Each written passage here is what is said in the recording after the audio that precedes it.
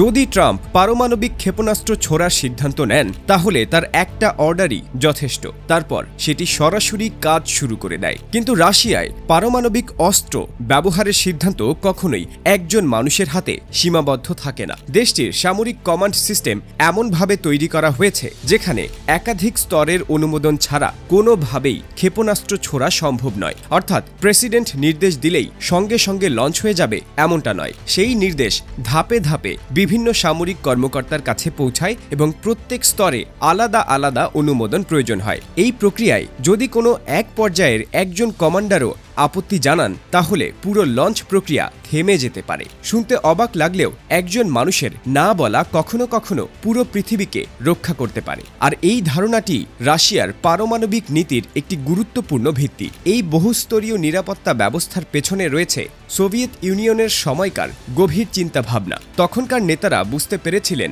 একজন মানুষের রাগ, মানসিক চাপ বা ভুল সিদ্ধান্তের কারণে যদি পারমাণবিক যুদ্ধ শুরু হয়ে যায় তাহলে তা পুরো মানবজাতির জন্য বিপর্যয় ডেকে আনবে। তাই তারা এমন একটি সিস্টেম তৈরি করেন যেখানে চূড়ান্ত সিদ্ধান্ত নেওয়ার আগে একাধিক মানুষের মতামত ও সম্মতি প্রয়োজন হবে। এতে হয়তো সিদ্ধান্ত নিতে কিছুটা সময় বেশি লাগে, কিন্তু এর ফলে একটি বড় ধরনের ভুল সিদ্ধান্ত নেওয়ার ঝুঁকি অনেকটাই কমে যায়। 1983 সালের সেপ্টেম্বর মাসে ঠান্ডা যুদ্ধের সময় হঠাৎ করে সোভিয়েত আর্লি ওয়ার্নিং সিস্টেম সংকেত দেয় যে যুক্তরাষ্ট্র থেকে পারমাণবিক ক্ষেপণাস্ত্র ছোড়া হয়েছে। সেই সময় পরিস্থিতি ছিল অত্যন্ত উত্তেজনাপূর্ণ এবং এমন একটি সংকেত মানেই হতে পারত তৃতীয় বিশ্বযুদ্ধের শুরু। পারমাণবিক দায়িত্বে কর্মকর্তার কাজ ছিল সঙ্গে সঙ্গে এই তথ্য ঊর্ধ্বতন কর্তৃপক্ষকে জানানো যাতে পাল্টা আক্রমণের সিদ্ধান্ত নেওয়া যায়। কিন্তু সেই মুহূর্তে দায়িত্বে থাকা অফিসার স্ট্যানিস্লাভ পেট্রভ একটু ভিন্নভাবে চিন্তা করলেন। তিনি লক্ষ্য করলেন সিস্টেম দেখাচ্ছে মাত্র কয়েকটি ক্ষেপণাস্ত্র আসছে। যদি সত্যি পূর্ণ মাত্রার আক্রমণ হতো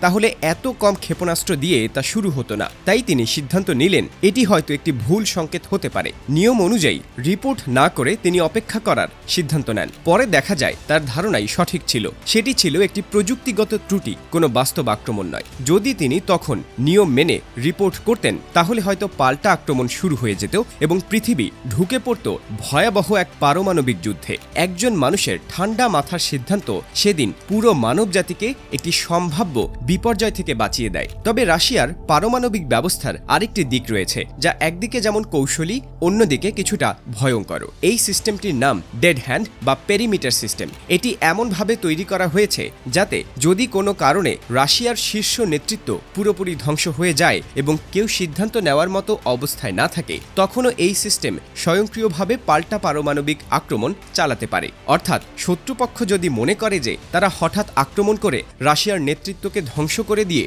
যুদ্ধ জিতে যাবে তাহলে তারা ভুল করবে, কারণ এই সিস্টেম নিশ্চিত করে যে আক্রমণের জবাব অবশ্যই দেওয়া হবে, এমনকি যদি সেই সিদ্ধান্ত নেওয়ার জন্য কেউ জীবিত না থাকেন। এই ধারণাটি মূলত ডিটারেন্স বা প্রতিশোধের কৌশল। এর মাধ্যমে শত্রুকে বোঝানো হয় যে আক্রমণ করলে তার ফল ভোগ করতেই হবে। সবকিছু মিলিয়ে দেখা যায় পারমাণবিক অস্ত্রের এই পৃথিবীতে নিরাপত্তা এবং ঝুঁকি দুটোই পাশাপাশি চলে। একদিকে বহুস্তরীয় অনুমোদন ব্যবস্থা ভুল সিদ্ধান্তের সম্ভাবনা কমায়, অন্যদিকে স্বয়ংক্রিয় প্রতিশোধ ব্যবস্থা নিশ্চিত করে যে কোনো আক্রমণই শেষ পর্যন্ত ভয়াবহ পরিণতি ডেকে আনবে। শেষ পর্যন্ত সবকিছু নির্ভর করে মানুষের বিচার বুদ্ধি, প্রযুক্তির নির্ভুলতা এবং সবচেয়ে বড় কথা শান্ত থাকার ক্ষমতার উপর। কারণ ইতিহাস আমাদের দেখিয়েছে কখনো কখনো একজন মানুষের সঠিক সিদ্ধান্তই পুরো পৃথিবীকে ধ্বংসের হাত থেকে বাঁচাতে পারে।